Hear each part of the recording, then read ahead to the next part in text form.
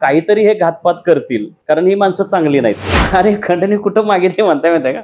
विधान भवनात. म्हणजे उद्धव ठाकरेंचं सरकार होतं पण भाजपवाले घोटाळे करत होते. देवेंद्र फडणवीस सुद्धा खोटं बोलले. तुम्ही असं म्हटले की जेलमध्ये जायला काय हरकत नाही, तर त्या निधन झालेल्या लोकांनी यांना निवडलंय, यांना अध्यक्ष केलं. न्यायालयाने असं म्हटलंय ते कलमावर त्याच्यावर की पोलिसांनी डोक्याचा वापर केलेला. जयंती दिवशी मी उपोषणाला बसणार आहे. नमस्कार मित्रमैत्रिणींनो, आज आपल्या सोबत आहेत लय भारी या चॅनलचे एडिटर किंवा पत्रकार आपण म्हणूया तुषार खरात. तुषार खरात यांना 5-6 महिन्यापूर्वी अरेस्ट झालेलं होतं. याच्याविषयीच्या बातम्या तुम्ही पाहिल्या असतील. जेव्हा आपलं विधानसभेचं अधिवेशन सुरू होतं, अर्थसंकल्पीय अधिवेशन सुरू होतं, त्याच्या 2-3 दिवसातच तुम्ही पाहिलं असेल की यांच्या अरेस्टच्या बातम्या आल्या आणि आपले मुख्यमंत्री देवेंद्र फडणवीस यांचे जवळचे असलेले मंत्री जयकुमार गोरे यांच्या विरोधात तुषार खरात यांनी जी काही मोहीम चालवलेली होती, विरोधात म्हणण्यापेक्षा त्यांचे जे घोटाळे बाहेर काढले होते आणि त्यामुळे त्यांना अटक केली गेली अशा सगळीकडे चर्चा होत्या. तर आज ते आपल्या सोबत आहेत आणि आपण त्यांना नेमकं विचारणार आहोत की काय झालं होतं, खरंच त्यांनी खंडणी मागितलेली आहे का, त्यांच्यावर विनयभंगाचा सुद्धा गुन्हा दाखल केला होता, ते नेमकं काय प्रकरण आहे. आणि आपले मुख्यमंत्री देवेंद्र फडणवीस हे सभागृहामधून काहीतरी बोलले होते त्यांच्याविषयी, त्याच्यामध्ये कितपत सत्यता आहे हे आपण त्यांच्याकडूनच समजून घेऊया. तर नमस्कार, तुमचं स्वागत आहे. मला सुरुवातीला सांगा की हे कसं काय झालं, म्हणजे तुम्हाला अरेस्ट कशी झाली? एकदम तुम्हाला कळलं होतं का की अरेस्ट होणार आहे? आपण विषयाला हात घालण्या अगोदर पहिलं मी तुमचं अभिनंदन करतो. तर अरेस्ट होईल असं मला वाटलं नव्हतं, परंतु काहीतरी हे घातपात करतील, कारण ही माणसं चांगली नाहीत, सत्ताधारी चांगले नाहीत. म्हणजे जो पक्ष आहे, जे आता बघतोय आपण देशभरामध्ये, तर यांनी 2014 पासून लोकशाहीची, संविधानाची वाट लावलेली आहे, तशी ते पत्रकारितेची बी वाट लावली आणि आपल्या पत्रकारांनी वाट लावून घेतलेली आहे. तर त्याच्यामुळे एकतर ते माझ्या विरोधात आबरू नुकसानीचा दावा दाखल करतील याची मला खात्री होती 100%. परंतु हे इतके खोटे गुन्हे कसे काय टाकले ह्याचं मला अजूनही नवल वाटतंय. म्हणजे काय कायदा काय ह्यांच्या घरी पाणी भरतो का? म्हणजे मी काही वाटेल ते काही करेन. म्हणजे ज्या माणसाला मी आयुष्यात पाहिलेलंच नाही त्या माणसाला मी मारहाण केली असा माझ्यावर गुन्हा दाखल केला आणि मी त्याला जातीवाचक बोललो म्हणून त्यांनी मला अॅट्रॉसिटी दाखल केली. त्याच्यानंतर मॉर्फ करून व्हायरल केलं व्हॉट्सअपवर की मी त्यांच्याच कार्यकर्त्याला, जयकुमार गोरेच्या कार्यकर्त्याला मी असा व्हॉट्सअपवरून काहीतरी जातीवाचक शिवीगाळ केली असं मॉर्फ केलंय. त्यांना लाजही वाटत नाही. म्हणजे आता काय बोलणार काय? दुसरं ते खंडणी, 5 कोटीची खंडणी. म्हणजे त्याने असं म्हटलं की त्यांच्या एका कार्यकर्त्याला मी फोन केला, त्याला मुंबईला बोलवून घेतलं आणि त्याच्याकडे 5 कोटीची खंडणी मागितली. त्या कार्यकर्त्याला, त्यांनी जे नाव घेतलेलं आहे त्या कार्यकर्त्याला मी गेल्या 15-1 वर्षात कधी भेटलेलो नाही, कधी फोन सुद्धा केलेला नाही. अरे खंडणी कुठं मागितली म्हणताय माहिती का? विधान भवनात.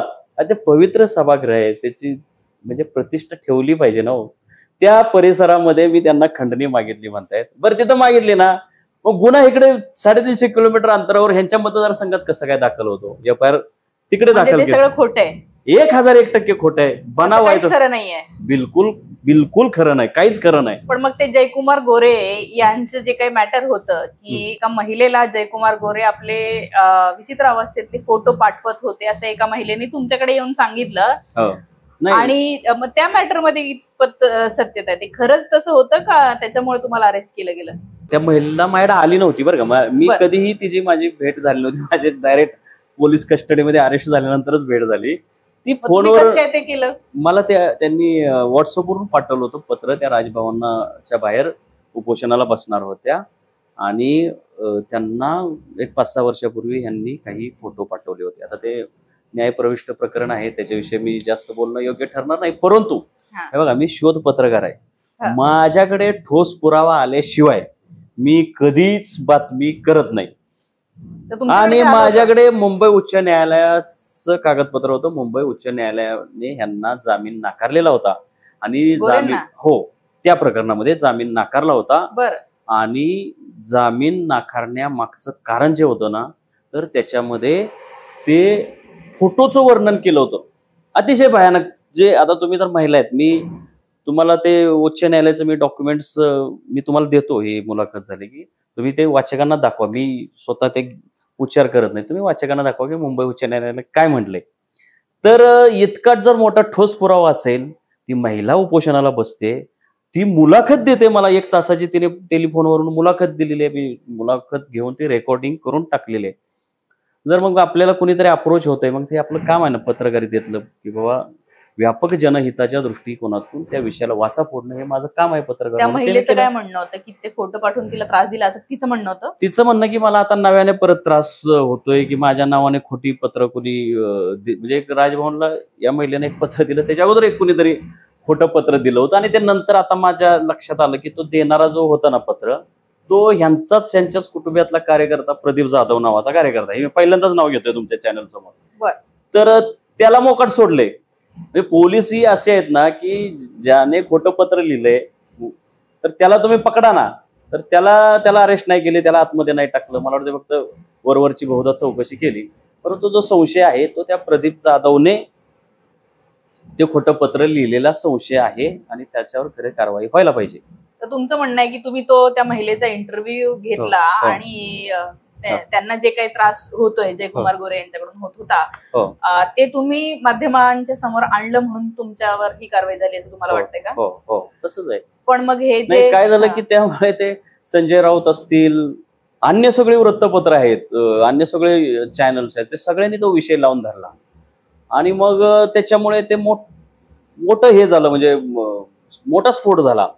विधानसभेमध्ये तो विषय चर्चेला आला आणि मग ह्यांना भीती वाटली. ते विधानसभेमध्ये सुद्धा खोटं बोलले की म्हणे असं एक खोटं पत्र होतं, त्या खोट्या पत्राच्या आधारे तुषार खरात यांनी. कोण खोटं बोलले? मुख्यमंत्री देवेंद्र फडणवीस? नाही, जयकुमार गोरे अगोदर खोटं बोलले आणि देवेंद्र फडणवीस सुद्धा खोटं बोलले. त्यावेळी जेलमध्ये होते, विधानसभेमध्ये खोटं बोलले. विधानसभेत खोटं बोलले. देवेंद्र फडणवीस विधानसभेमध्ये असे म्हणाले की ती 1 कोटीच्या खंडणीचं जे प्रकरण आहे ना, त्याच्यामध्ये देवेंद्र फडणवीस असे बोलले की याच्यामध्ये कॉल रेकॉर्डिंग झालेले आहेत, खंडणी मागतानाचे कॉल रेकॉर्डिंग झालेले आहेत. अच्छा. वास्तवात असं कुठलंच कॉल रेकॉर्डिंग झालेलं नाही. न्यायालयाने स्पष्ट म्हणलंय त्या 1 कोटीच्या खंडणीच्या प्रकरणामध्ये मला जामीन देताना आणि त्या महिलेला जामीन देताना असं म्हटलेलं आहे न्यायालयाने की पोलिसांनी असं कुठलंही कॉल रेकॉर्डिंग, खंडणी मागतानाचं कॉल रेकॉर्डिंग असेल किंवा यांच्या मिटिंगा झालेल्या असतील, कुठलंच रेकॉर्डिंग सादर करू शकलेलं नाही. आणि न्यायालयाने उलट असं म्हणलंय की हे जे 1 कोटी रुपयाचं जे प्रकरण आहे त्या प्रकरणामध्ये जयकुमार गोरे यांनी त्या महिलेला उपोषणापासून परावृत्त करण्यासाठी तो जो एक तक्रारदार आहे शिंदे नावाचा, त्याला आणि एक साक्षीदार आहे, त्या दोघांना किंवा जे सगळे साक्षीदार त्यांना पुढं घालून हे प्रकरण रचलेलं आहे. आणि याच्यामध्ये कुठेच कोर्टाने म्हटलंय रचलेलं प्रकरण आहे. रचलेलं म्हणजे यांनी तयार केलंय प्रकरण, म्हणजे शब्द रचलेला नसेल पण यांनी तयार केलंय.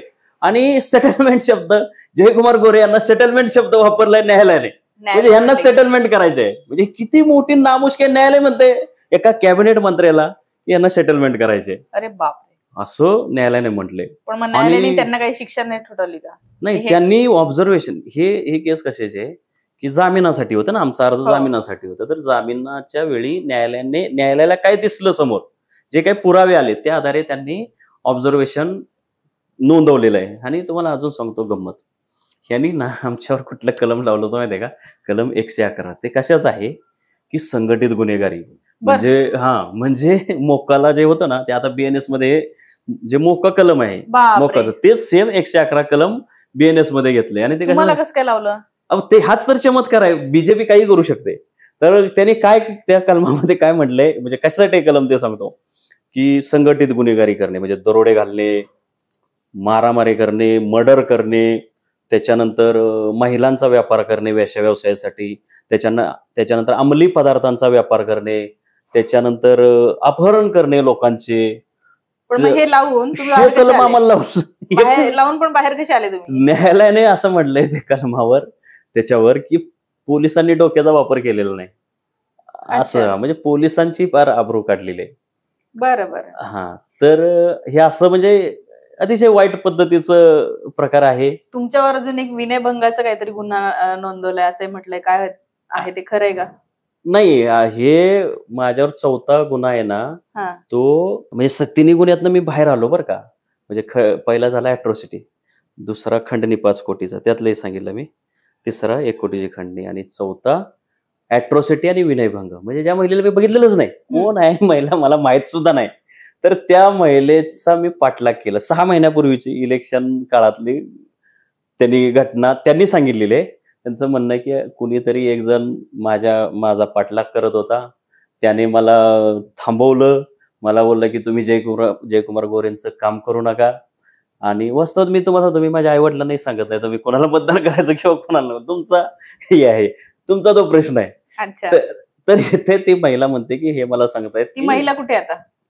नाही, मला माहित नाही. आणि काय कसं आहे, काय हे बघा, आपला महाराष्ट्र हा सावित्रीबाई फुलेंचा आहे, जिजाऊंचा आहे, त्याच्यानंतर अहिल्यादेवी होळकरांचा आहे. आणि कायद्याला अभिप्रेत असं आहे की महिलांना, म्हणजे समजा जरी केस केली असली, खरी खोटी ते नंतर ठरेल, परंतु ती कुठे आहे, काय, कसं मला बघायचं काय कारण आहे. फक्त विषय हा आहे की त्या केसचं काय झालं पुढे, म्हणजे न्यायालयात ते ज्यावेळी मला न्यायालयासमोर हजर केलं गेलं, तर मला ते 1 दिवस सुद्धा पोलीस कोठडी दिली नाही न्यायालयाने, आणि मला लगेच न्यायालयीन कोठडीत रवानगी केली. पण बनावटच होती सगळी, सगळ्या भाषा 1001% बनावट. आणि सर्वात मोठी यातली गंमत काय माहितीये का, ते सगळे ज्यांनी FIR नोंदवलेले ह्याचे 4ही तक्रारदार आहेत, फिर्यादी आहेत, सगळ्यांनी मान्य केलंय की आम्ही जयकुमार गोरेंचे कार्यकर्ते आहोत. सगळ्यांनी त्याच्यात सांगितलंय आम्ही जयकुमार गोरेंचे कार्यकर्त्यांनी नेत्याला वाचवायसाठी हे सगळं केलेलं नेत्याला वाचवण्यासाठी किंवा नेत्यानं सांगितलं म्हणून. बरं, आणि ते अॅट्रॉसिटी कोणाला शिवाय दिल्या जातीवरून? अॅट्रॉसिटीची केस आहे ना, जातीवरून शिवाय दिल्या, काय तर मेसेज केला तुम्ही, असं एक मेसेज व्हायरल होत होता, ते काय आहे? तो ऍक्च्युली मी पूर्वी, आता तो जो माणूस आहे त्याची कुठली जात आहे, तो फिर्यादी जो आहे, मलाही माहित नाही.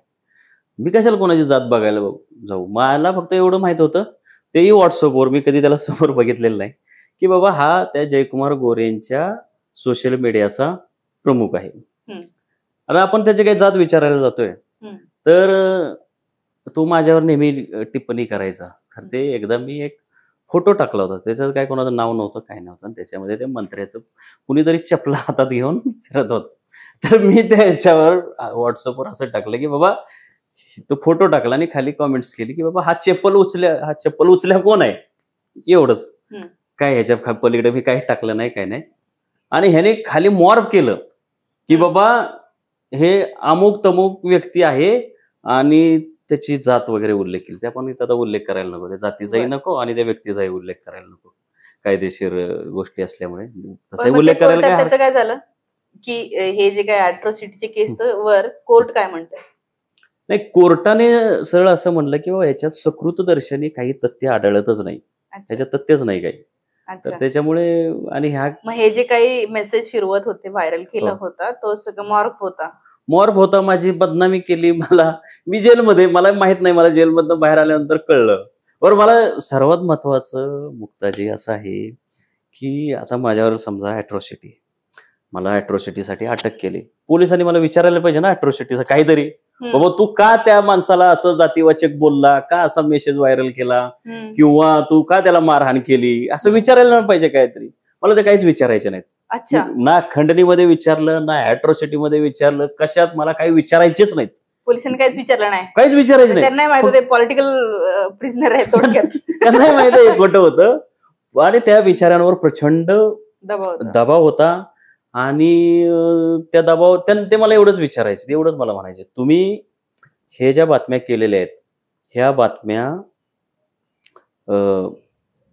प्रभाकर देशमुख आणि रामराजे नाईक निंबाळकर आणि आणखी 2-4-5 लोकांची नावं घ्यायची, की ह्या लोकांची तुम्ही नावं घ्या की ह्यांनी सांगितलं म्हणून तुम्ही ह्या बातम्या केलेल्या आहेत असं म्हणा. मी म्हणलं मी असं कसं म्हणेन, म्हणलं मी खोटं बोलणार नाही, मी पत्रकार आहे, मला कापला तरी तुम्हाला माझ्या रक्तातनं पत्रकारिताच दिसेल, आणि मी काही खोटं बोलणार नाही. जर मी खोटं बोललो तर बाहेर गेल्यानंतर माझ्यावर लोक विश्वास कसे ठेवतील, मी खोटं बोललेलो, मला पत्रकारिता मी करू शकणार नाही, आणि हे काय माझ्या सतसत विवेकबुद्धीला पटत नाही.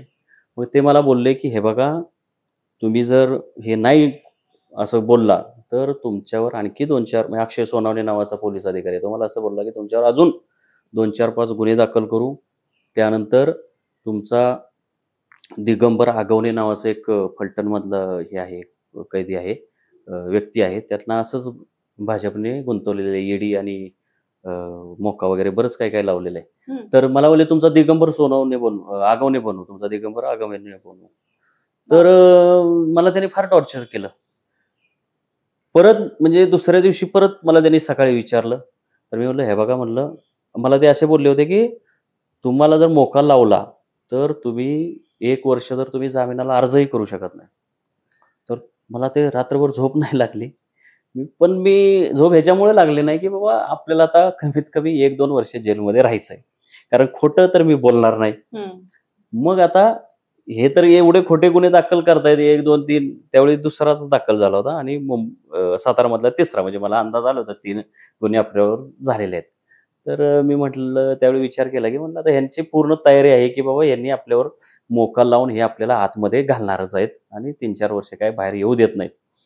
तर मग मी मानसिक तयारी केली माझी पूर्ण की आपण 3 वर्ष लागू, 5 वर्ष लागू, आपण जेलमध्ये राहायचं, पण खोटं काय बोलायचं नाही. आणि त्यावेळी मी ते एक पोलीस असतील किंवा माझ्याबरोबरचे आरोपी असं 1-2 बोललो की बोललो ह्या अक्षय सोनावण्याची उद्या न्यायालयाकडेच तक्रार करतो की हा मला दबाव आणतोय खोटं बोल म्हणून. मग केली का? तर ऐका ना, तर त्याने जाऊन सांगितलं कुणीतरी त्या अक्षय सोनवणेला. अरे बापरे. हा, तो एकदम असा तना तना तना तना तना थैथयाट करतच आला. काय हो खरा तुम्ही असं बोलताय, माझ्याविषयी न्यायालयाकडे तक्रार करणार, जा काय करायचे ते करा, न्यायालय असं असतं तसं, न्यायालयाविषयी सुद्धा अभद्रच बोलला तो माणूस.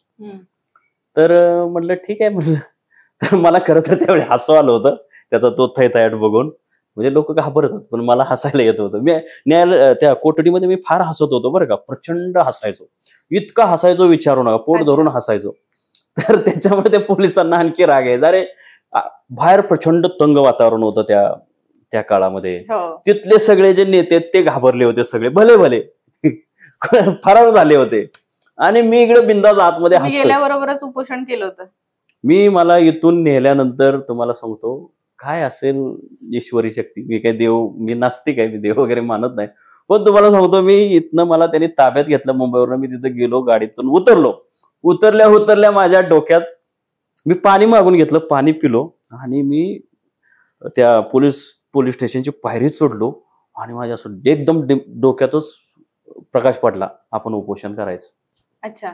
आणि मग मी मला त्या ह्यांनी कशासाठी उपोषण केलं तुम्ही म्हणजे जेलमध्ये?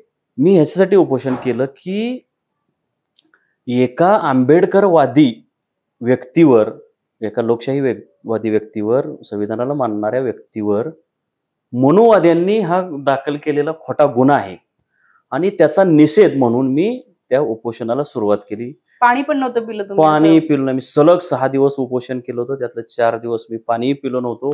मला पोलिसांनी फार त्रास दिला. त्रास म्हणजे असा की ते मला म्हणायचे खा, तुम्ही जेवा. अगदी मी गमतीनं त्यांना ते धुळवड वगैरे होतो, तर मी चेष्टाही करायचो त्यांची. मला त्यांनी त्या अवस्थेमध्ये, तिसऱ्या दिवशी उपोषणाच्या अवस्थेमध्ये मुंबईमध्ये आणलं होतं. माझं मुंबईचं सगळं सामान घेऊन गेले, ऑफिस मधलं माझे सगळे कॉम्प्युटर वगैरे घेऊन गेले, लॅपटॉप वगैरे वगैरे सगळं जे पत्रकारिता करू शकेल असं सगळं सामान घेऊन गेलेत. फक्त कॅमेरेच बहुतेक चुकून त्यांच्याकडनं राहिलेले आहेत, बाकी सगळं घेऊन गेलेत. तर मी त्यावेळी त्यांना गमतीने म्हटलं मला इथं तुम्ही ताजमध्ये न्याल का जेवायला? तर ते मला बोलले अहो तुम्ही सांगा तरी लगेच घेऊन जातो, तुम्ही फक्त जेवा. अच्छा.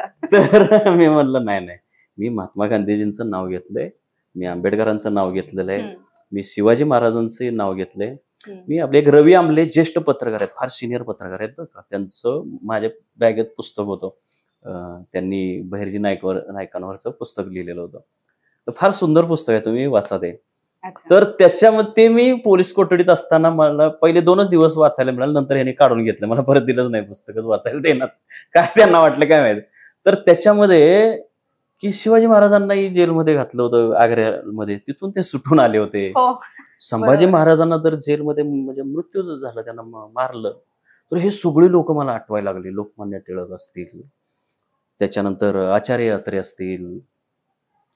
पुढे जेलमध्ये गेल्यानंतर तर मला पुस्तकं इतकी छान छान वाचायला मिळाली. म्हणजे आता हे पोलीस कस्टडीतला विषय आहे खरं तर, पण जेलमध्ये पुढे काय झालं तेही मी तुम्हाला सांगतो. खूप वाचन केलं तुम्ही? प्रचंड वाचन केलं. मला 25 एक पुस्तकं मी वाचली आणि मला न्यायालयाने मी 2 वेळा न्यायालयाला विनंती केली होती, 2 वेळा.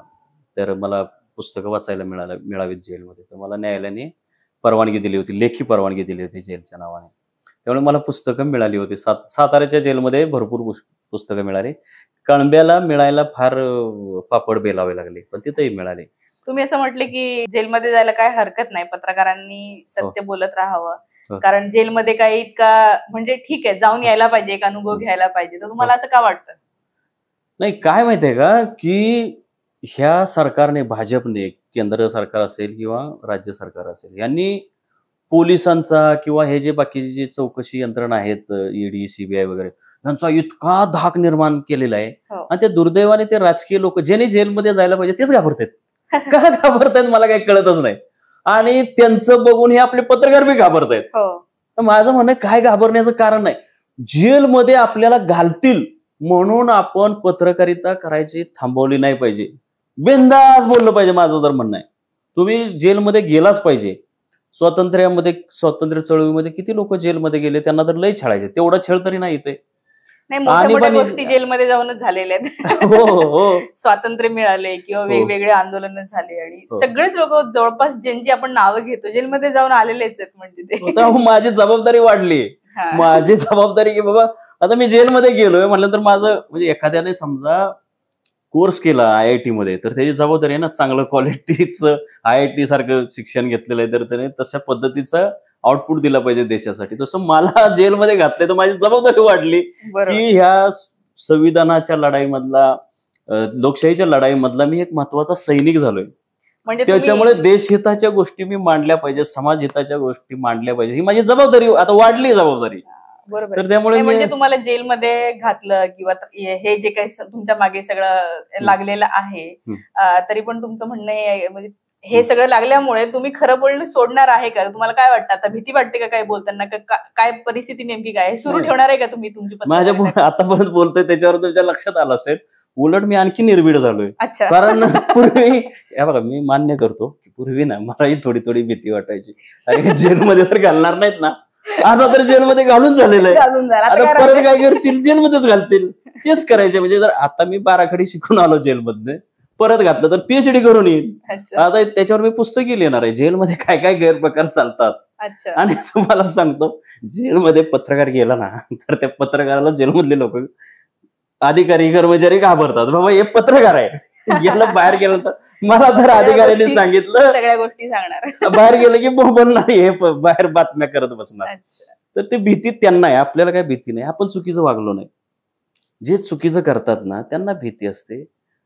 त्या भीतीपोटी त्यांनी आपल्याला आतमध्ये घातलं. आणि त्यांना आता हे जे कसं आहे की ज्या लोकांची वृत्तीच गुन्हेगारी पार्श्वभूमीची आहे, तर त्यांना असं वाटतं की ह्याला बाबा आतमध्ये घातला की त्याशिवाय ह्याची मस्ती उतरणार नाही.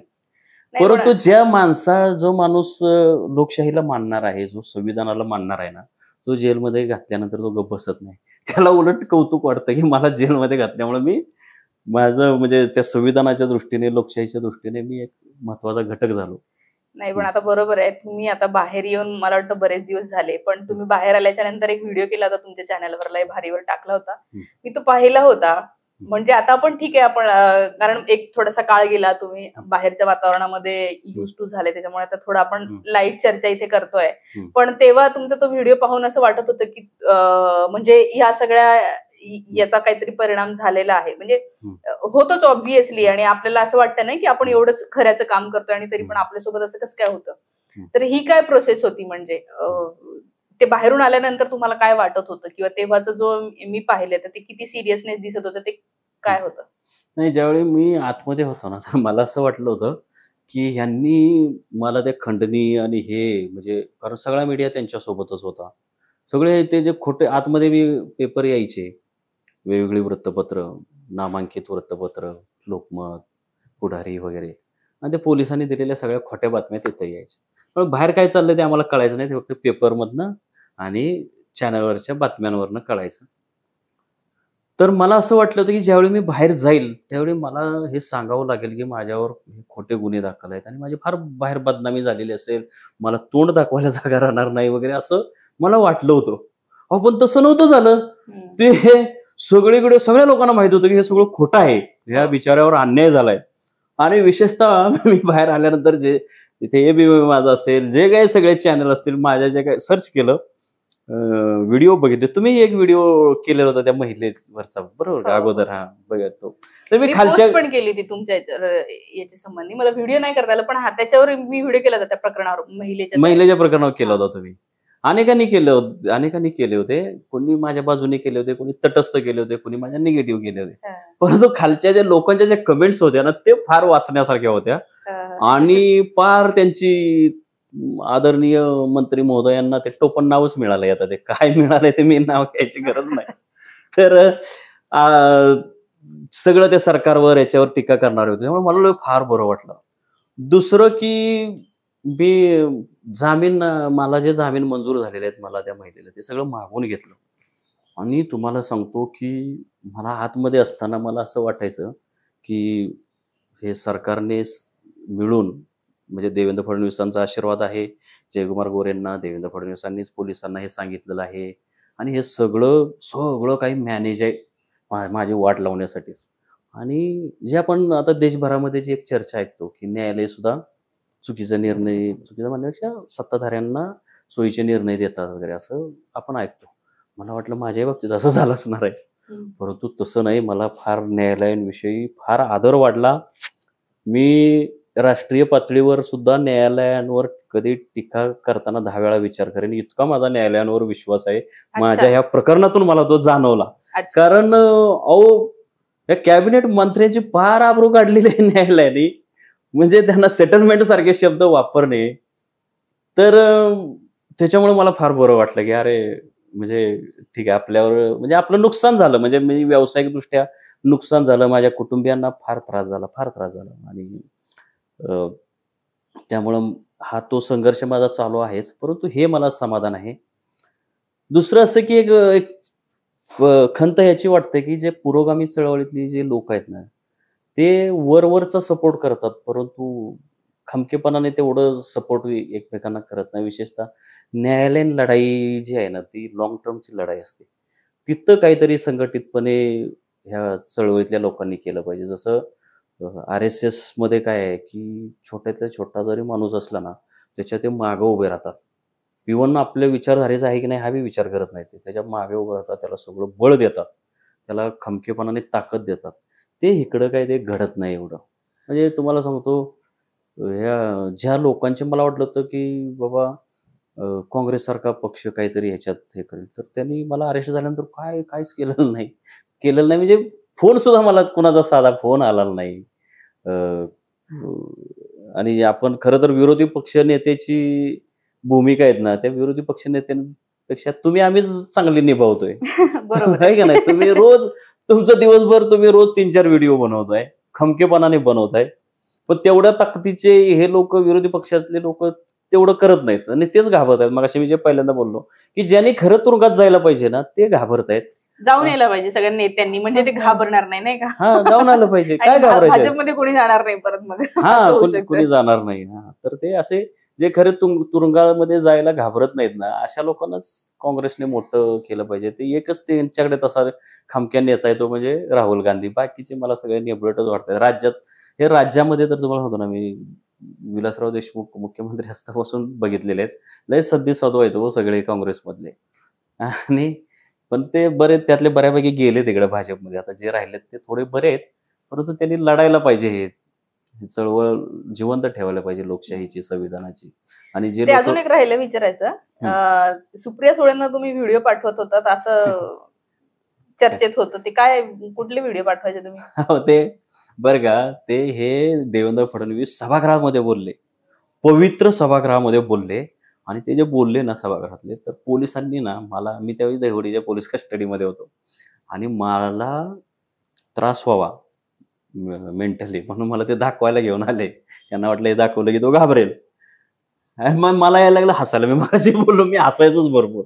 आणि मी म्हणलं काय हा मुख्यमंत्री आहे हो, काय त्या मुख्यमंत्री पदाची थोडी तरी लाज ठेवा. मी विलासराव देशमुखांपासून मुख्यमंत्री बघितले. त्यांचे अगोदर मनोहर जोशी, त्यावेळी मी पत्रकारितेत नव्हतो, पण मनोहर जोशी ते अगोदर सुधाकरराव नाईक होते. परंतु विलासराव देशमुख असतानापासून मी मुख्यमंत्री बघितलेले. त्यानंतरच्या सगळ्या मुख्यमंत्र्यांशी माझं फोनवर म्हणा, प्रत्यक्ष म्हणा, कधी ना कधीतरी वार्तांकनाच्या निमित्ताने भेट झालेली आहे. विलासराव देशमुख, सुशीलकुमार शिंदे, अशोक चव्हाण, पृथ्वीराज चव्हाण, उद्धव ठाकरे, अजून कोण राहिलं, एवढेच होते. हा, तर तुम्हाला सांगतो, अहो ते मुख्यमंत्री म्हणजे एखाद्याने आरोप केला ना तर ते बॅकफुटला जायचे. आणि मला तर हे माहित नाहीत की ह्यांनी कुणी सभागृहात कधी थापा मारले. हे देवेंद्र फडणवीस एवढ्या कसं काही थापा मारू शकतात मला नवलच वाटतं. अहो ते त्याला ते आपलं लोकशाहीचं पवित्र मंदिर आहे आणि तिथं ठार थापा मारल्यात. काय थापा मारल्यात तर म्हणे ते 1 कोटीच्या खंडणीच्या वेळी ते खंडणी मागतानाचं रेकॉर्डिंग आहे. न्यायालय म्हणते काहीच रेकॉर्डिंग नाही. पुन्हा एकमेकांना ह्यांनी फोन केलेले आहेत. आता तुम्हाला सांगतो, सुप्रिया सुळेंचे आणि माझे जयकुमार गोरे या विषयावर मी कधीच त्यांच्याशी बोललेलो नाही. एवढंच नाही तर ते जे म्हणतात मी त्यांना व्हिडिओ पाठवले. अहो ते तुम्ही पत्रकार आहेत, मी पत्रकार आहेत, अनेक पत्रकार आहेत, हे सगळ्या पत्रकारांना पटेल की ते युट्यूबवर किंवा फेसबुकवर व्हिडिओ टाकला की त्याची लिंक सगळेजण व्हायरल करतात. हा, आपण व्हॉट्सअपला ग्रुपवर टाकतो, व्हायरल करतो. तशा पद्धतीने मी त्या व्हायरल केलेल्या आहेत आणि त्या ब्रॉडकास्ट मधनं किंवा कधी कधी पर्सनली सुद्धा मी टाकतो लिंक. हा, लिंक टाकतो. मला ते खुमखुमी आहे. आणि मी त्या एकट्या सुप्रिया सुळेंनाच नाही, मी त्या भाजपच्या, त्यानंतर एकनाथ शिंदे गटाच्या, शिवसेनेच्या, त्याच्यानंतर अजित पवारांच्या सगळ्या जेवढे माझ्यामध्ये मोबाईलवर जेवढ्यांचे नंबर आहेत, आमदार खासदार, सगळ्यांना मी पाठवून देतो. शेअर केले म्हणजे तुम्ही थोडे शेअर केलेले होते ते व्हिडिओ होते. आणि त्याला हे म्हणतायत की त्यांना व्हिडिओ पाठवलेत. काय बर, माझा तो एक व्हिडिओ 20-20, 30-30, 40 मिनिटाचा आहे. तो जातो का? 20 मिनिटाचा व्हिडिओ जातो का ह्याच्यावर व्हॉट्सअपला? काय हे थापा ठोकतात. आता त्यांची फार आबरू गेल्यासारखं झालं. मी खरं तर माझ्याकडे तो व्हिडिओ बनवणार आहे की देवेंद्र फडणवीस त्या सभागृहात काय बोलतायत आणि न्यायालयाचे काय निरीक्षण आहेत. न्यायालयाची जी निरीक्षण आहेत ना ती या देवेंद्र फडणवीसांना खोटं पाडणारी आहेत. ते पाठवा मला तुम्ही, आपल्या पण चॅनलवर आपण टाकूया. हो, ते काय बोलले होते की त्यांचं नेक्सस आहे. अच्छा, नेक्स्ट. मला सांगा, पत्रकार तो समाजातल्या सगळ्या लोकांच्या संपर्कात असतो. तो बातमीच्या निमित्ताने असतो, माहितीच्या निमित्ताने असतो, काही लोकशाहीतली काही चळवळ असेल, संविधानाची चळवळ असेल, त्याच्या निमित्ताने असतो. मी चळवळीत तर आतापर्यंत नव्हतोच असं काही, परंतु बातम्यांच्या निमित्ताने मी असायचो लोकांच्या संपर्कात. पण फार त्या रोहित पवारांचे माझे 2 ते 3 6 महिन्यात 2 ते 3 फोन झाले असतील. आणि तेवढेच थोड्याफार फरकाने 5, 7, 8, 10 वेळा सुप्रियाताईंशी बोलणं झालं असेल फोनवर. आणि तसं माझं भाजपच्याही अनेकांशी बोलणं झालेलं आहे. अहो त्या देवेंद्र फडणवीसांशी उलट मी तुम्हाला सांगतो, नाही म्हटलं ना पहिल्या टर्म मध्ये किमान 100 वेळा माझं त्यांची भेट आणि फोन झाले असतील. 100 वेळा. एकदा मी त्यांची मुलाखत घेतलेली आहे 1 तासाची, ती आणि मीच. बरं, मी देवेंद्र फडणवीसांची मी मुलाखत घेतलेली आहे. बरं. तर किती थपाडा मुख्यमंत्री आहे काय. आणि मला त्याच्यात तथाकथित रिपोर्टर म्हणतायत, अरे तुम्ही मला तथाकथित जर मी आहे तर तुम्ही मला मुलाखत दिली कशी काय 1 तासाची? मी सकाळमध्ये असताना मुलाखत दिलेली आहे, पब्लिश झालेले आहेत. ते आमच्या ऑफिसच्या कुणालाही अख्ख्या महाराष्ट्रामध्ये माझे मालक असतील, माझे संपादक असतील, त्यांना जर कुणाला मुख्यमंत्र्यांची त्यावेळी अपॉइंटमेंट पाहिजे असेल देवेंद्र फडणवीसांची तर मीच घेऊन द्यायचो. अच्छा, तर एवढं माझंही त्यांच्याशी संबंध आहेत. म्हणजे याचा अर्थ असा आहे का, देवेंद्र फडणवीस आणि मी आम्ही मिळून काहीतरी त्यावेळी कुणाच्या तरी विरोधात षडयंत्र रचत होतो. मग देवेंद्र फडणवीस आणि माझ्यावर सुद्धा, दोघांवर सुद्धा 111 कलम लावायला पाहिजे संघटित गुन्हेगारीचं, जर असं लावत असतील तर. बरोबर आहे. तर असे थपाडे आहेत. पण आता ठीक आहे, काय करणार, हे नवीन पूर्वी नव्हतं असं. जयकुमार गोरे यांच्या विरोधात तुम्ही काय किती व्हिडिओ बनवले? ते म्हणतायत 87 तुम्ही बनवले. एवढे काय घोटाळे त्यांनी केले? नाही, त्यांचा मला वाटतं हिशोब चुकलेला दिसतोय. 87 नाही, जास्त असतील. आणि जर 87 व्हिडिओ जर मी बनवले असतील तर मी त्या विषयांना न्याय दिला नाही असं म्हणावं लागेल. कारण ते किमान 500 तरी व्हिडिओ झाले पाहिजेत. तर मग त्यांनी जेवढे घोटाळे केलेले आहेत तर त्या घोटाळ्यांना, म्हणजे एका घोटाळ्याला जर समजा 10 जर व्हिडिओ पकडले तर 500 व्हिडिओ व्हायलाच पाहिजेत. तर त्यांचे अनेक घोटाळे आहेत. अहो सर्वोच्च न्यायालयाने त्यांचे, जयकुमार गोरेंचे जे ट्रस्ट होतं तर त्या ट्रस्टचे ते अध्यक्ष होते. आणि ते एक ट्रस्ट होतं आणि कर्नाटकातलं एक ट्रस्ट होतं. दोन्हींची नावं अशीच म्हणजे एकसारखीच होती. छत्रपती शिवाजी एज्युकेशन सोसायटी वगैरे कोल्हापूर आणि कर्नाटक, ते सर्वोच्च न्यायालयात गेले होते. तर त्यांची मागणी अशी आहे, इतकी अजब होती की सर्वोच्च न्यायालयाने त्यांना असं म्हटले, त्या ट्रस्टला ज्याचे हे अध्यक्ष आहेत, की डॉग इन मंजर म्हणजे जनावरांवर भुंकणारा कुत्रा. बरं. सर्वोच्च न्यायालयाने म्हटले. बापरे. ही किती मोठी नामुष्की आहे. मुंबई उच्च न्यायालयाने त्यांच्यावर अनेकदा फटकारलेलं. पण काहीतरी घोटाळा त्यांचा कोविडमध्ये त्यांनी काय केलं होतं, की त्या ज्या ट्रस्टचे अध्यक्ष झाले होते, ऍक्च्युली ते कॉलेज त्यांनी त्याच्यावर वाद चालू आहेत आणि ते एका ट्रस्टकडनं ते दुसरीकडे ते हस्तांतरित झालं होतं आणि त्यावेळी ते अध्यक्षपदावर होते जयकुमार गोरे. आणि त्या काळामध्ये म्हणजे शासनाने ते कोविड सेंटर म्हणून ते हे केलं होतं आणि त्याच्यामध्ये यांनी काय केलं होतं, जे लोक मेलेले आहेत, मृत्यू झालेत, तर समजा आज एखादा माणूस मृत्यू झालाय, तर ते अजून पुढचे काही काळ त्याला जिवंत दाखवून त्याच्यावर उपचार झालेले दाखवले होते. बापरे. हो. आणि असे बरेच आहेत, म्हणजे मेलेल्यांना जिवंत आहे दाखवलं आणि त्यांचे उपचार झाले आणि ते पैसे सरकारकडून घेतले. त्यासाठी त्यांनी वेगळं खातं, म्हणजे त्या ट्रस्टचं खातं तिथं मायनी मध्येच होतं. ह्यांनी दुसरीकडे ते खातं उघडलं त्यांनी आणि त्यांच्या कुटुंबियांनी दहिवडीमध्ये, आणि तिकडे ते पैसे वळवून घेतले. काहीतरी 67 लाख वगैरे होते. हे फक्त समोर आलेली रक्कम आहे, एवढे पुराव्यांनी आलेली ती वेगळीच आहे. म्हणजे हे, आणि मी मेलेल्यांचं सांगितलं, जिवंत असलेल्यांवर मी उपचार केलेले आहेत. म्हणजे समजा आज सुटून गेलाय तरी अजून एक महिनाभर बरे झालेले लोकांवर उपचार सुरू, जिवंत असलेले. आणि ते बरे होऊन गेलेले आहेत घरी, तरी अजून ते अनुदान काढण्यासाठी अजून महिनाभर 20 दिवस त्यांच्या तारखा बदलून असं त्यांनी ते दाखवलेलं आहे. त्याच्यामधलं मेलेल्या लोकांचं त्यांचं फार मोठं जवळचं नातं आहे. तेव्हा ते सरकारमध्ये होते का नाही ना? कोविडमध्ये नव्हते. सरकारमध्ये नव्हते. ते उद्धव ठाकरेंचं त्यावेळी सरकार होतं, पण उघडकीस आलं यांचं सरकार असताना. ओके. म्हणजे उद्धव ठाकरेंचं सरकार होतं पण भाजपवाले घोटाळे करत होते. हो. तर त्यांच्यावर लावतात.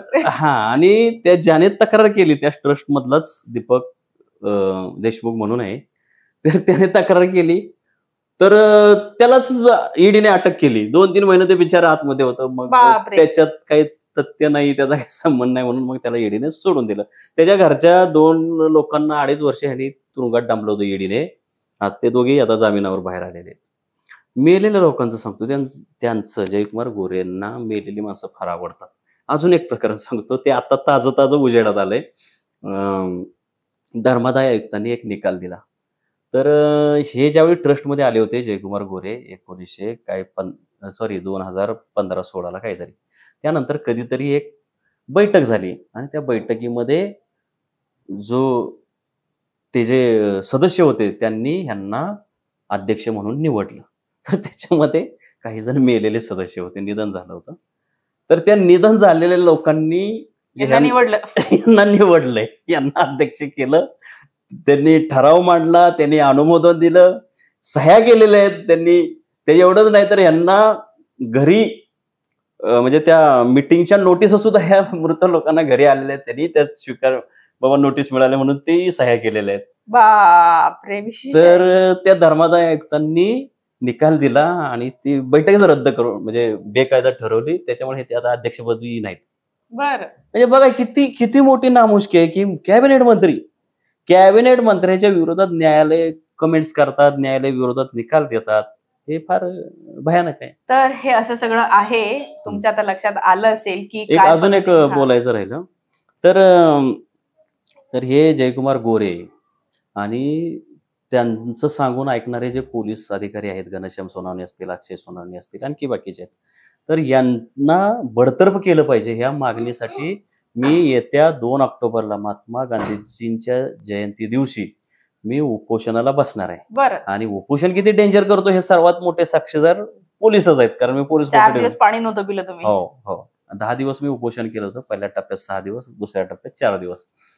तर मी उपोषणाला बसणार आहे आणि ह्या उपोषणाला महाराष्ट्रातील पुरोगामी लोक असतील, जे संविधानासाठी लढतात, जे लोकशाहीसाठी लढतात, तर ह्या सगळ्यांनी मला सपोर्ट करावा. नाही तर मी तिकडे मरून पडायचं उपोषणाला. आपण तर असं व्हायला नको. नक्की करू. तर हे असं सगळं होतं. तुमच्या एकंदर लक्षात आलं असेल की जेव्हा आपल्याला जे आहे खरं आहे ते बोलायला सुद्धा काय किंमत इथे मोजावी लागते. पण अर्थातच मला असं वाटतं की त्याच्यामध्येही जर का तुम्ही खरे असाल, तुम्ही सत्यासाठी झगडणारे असाल, तर तुम्हाला त्याचा त्रास होत नाही. आता तुम्हाला यांच्याकडे बघून लक्षात येत असेल की हा ते जेलमध्ये जाऊन आले, त्यांना थोडाफार त्रास झाला, पण त्यांना सुख एवढं आहे की मी काय खोटं बोललो नाही. बरोबर. म्हणजे मी सत्यासाठी झगडत राहिलो आणि मला असं वाटतं की याचं समाधान असतं. आणि आपल्याला माहिती आहे की आता हे जे काही सध्या चाललेलं आहे हे अशा लोकांना दडपण्यासाठीचेच प्रयत्न आहे. पण मला असं वाटतं की तुम्ही एक खूप चांगलं उदाहरण त्यांना दिलेलं आहे की तुम्ही जेलमध्ये टाकलं तरी पण बाहेर येऊन पत्रकार जे त्यांना बोलायचं आहे तेच बोलत राहतील. म्हणजे तुम्ही ज्या जयकुमार गोरे यांच्यामुळे जेलमध्ये गेलात, बाहेर आल्यावर तुम्ही आता उपोषण करणार आहात की नाही त्यांनाच आपण म्हणजे त्यांना बडतर्फ केलं पाहिजे म्हणून. तर मला असं वाटतं की हीच ताकद आहे आणि हेच खरं स्पिरिट आहे आणि ह्याने हे सत्ताधाऱ्यांना पण लाजवेल. म्हणजे कुठे ना कुठे त्यांना वाटेलच हे की अरे इतके भयंकर सत्यनिष्ठ पत्रकार या महाराष्ट्रामध्ये आहे, या महाराष्ट्राच्या मातीमध्ये आहे की ते घाबरत नाही. आणि मला असं वाटतं खूप चांगलं तुम्ही उदाहरण इथे सेट करून दिलेलं आहे. आणि नक्कीच तुमचं जे काही पुढचं असेल त्याला सगळ्याला आमचा पाठिंबा नक्कीच आहे. तुमच्याविषयी तुम्हाला जेव्हा अरेस्ट झालं होतं मी थोडेफार तुमचे व्हिडिओ पाहिलेले होते आणि ज्या काही चर्चा होत्या आपण युट्यूबला पोस्ट केली होती. मी खूप मोठी पोखरकर सरांनी जे काही लिहिलं होतं आणि त्याच्यावर आमचे जे काही सगळे माझ्या युट्यूबला असलेले सबस्क्रायबर आहेत त्यांनी बऱ्याच लोकांनी कमेंट्स केल्या होत्या तुमच्या समर्थनार्थ. आणि अर्थात त्या मला असं वाटतं की आता त्या सगळ्यांना तुम्हाला इथे आपल्या चॅनलवर बघून बरं वाटलं असेल. तर हे सगळ्यांचं मी आभार मानतो. कारण अनेक लोकांचं मी आतमध्ये असल्यामुळे मला कळलंच नाही कोणी माझ्याविषयी कोण बाहेर लढत होते. अगदी म्हणजे तुम्हाला सांगतो भाजपचे लोकही माझ्या बाजूने होते. त्यांनाही आवडलेलं नाही, RSSच्या लोकांनाही आवडलेलं नाही. एकतर हा माणूस काँग्रेसमध्ये होता त्यावेळी पुरोगामी विचारधारेचा नव्हता. ज्यावेळी भाजपमध्ये आले तर ते काय कुठले RSS विचारधारेचे नाहीत. यांची विचारधारा सगळी दंडेलशाही आहे. बरोबर आहे. तर मी जे माझ्या पाठीशी उभे राहिले होते त्या सगळ्यांचाही मी आभार मानतो. तर धन्यवाद तुम्हाला. Thank you so much. आणि तुमच्या प्रतिक्रिया मित्रमैत्रिणींना कमेंट करून नक्की सांगा. तुम्ही साताऱ्याचे असाल, जयकुमार गोरे यांच्या मतदारसंघातले, त्यांच्या आजूबाजूच्या मतदारसंघातले असाल, काय त्यांच्याविषयी चर्चा लोक करतात हे मला सुद्धा कळू द्या. आणि तुमचा पाठिंबा तुषार खरात सरांना असाच ठेवा. 2 ऑक्टोबरला आपण नक्की त्यांच्यावर व्हिडिओ करूया आणि त्यांच्या उपोषणाला आपला पूर्ण पाठिंबा आहे. थांबते. Thank you so much.